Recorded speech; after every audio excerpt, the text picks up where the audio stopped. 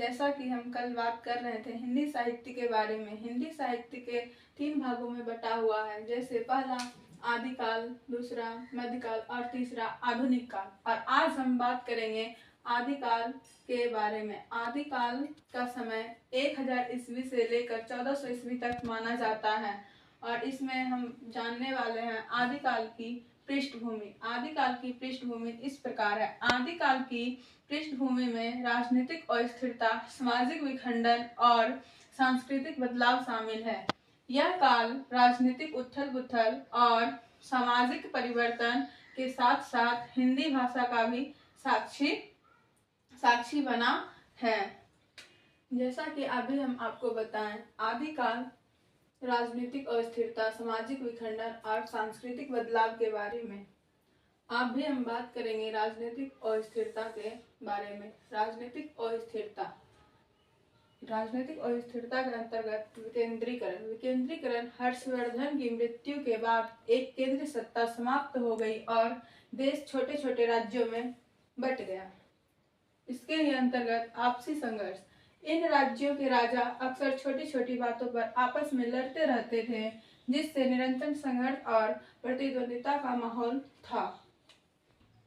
इसके अंतर्गत ही तीसरा पॉइंट ब्राह्मण आक्रमण आता है। ब्राह्मण आक्रमण में यह बताया गया है, इस दौर में देश पर बाहरी आक्रमणों का भी खतरा बना हुआ था, जिससे राजनीतिक अस्थिरता बढ़ गई थी। और हम आगे बात करेंगे सामाजिक विखंडन के बारे में। हम राजनीतिक अस्थिरता के बारे में बात कर चुके हैं, अब बात करेंगे सामाजिक विखंडन के बारे में। सामाजिक विखंडन के अंतर्गत आने वाली मुख्य बातें। सामंती व्यवस्था।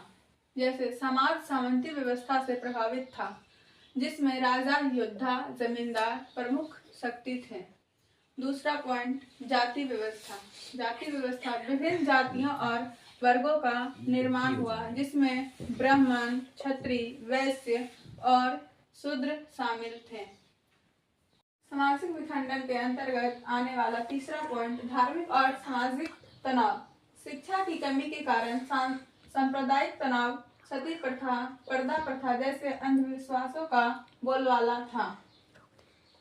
हम बात कर चुके हैं राजनीतिक अस्थिरता और सामाजिक विखंडन के बारे में। अब हम बात करेंगे सांस्कृतिक बदलाव के बारे में। सांस्कृतिक बदलाव के अंतर्गत जैसे भाषा का संक्रमण। आदिकाल को अपभ्रंश से हिंदी भाषा के उद्भव का संधि काल भी कहा जाता है। दूसरा पॉइंट साहित्य की विविध धाराएं। इस समय में संस्कृत और प्राकृत एवं अपभ्रंश भाषाओं में भी रचनाएं हो रही थी, जबकि हिंदी में साहित्य का विकसित हो रहा था। सांस्कृतिक बदलाव का तीसरा पॉइंट जैसे साहित्यक विषय। आदिकाल के साहित्य में मुख्य रूप से धार्मिक, वीरगाथात्मक और श्रृंगारिक विषय मिलते हैं, जिसमें सिद्ध, नाथ, जैन और चारण कवियों का योगदान महत्वपूर्ण है। सांस्कृतिक बदलाव का चौथा पॉइंट धार्मिक सहिष्णुता।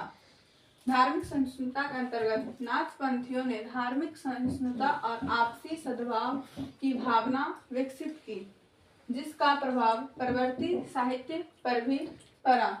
आज हम आदिकाल की पृष्ठभूमि की संपूर्ण जानकारी को जान चुके हैं। अभी हम आदिकाल की पृष्ठभूमि के बारे में संपूर्ण तरह से जान चुके हैं और अगले वीडियो में हम बात करेंगे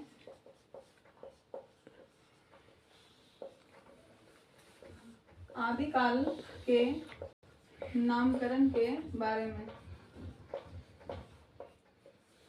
बंद कर दो।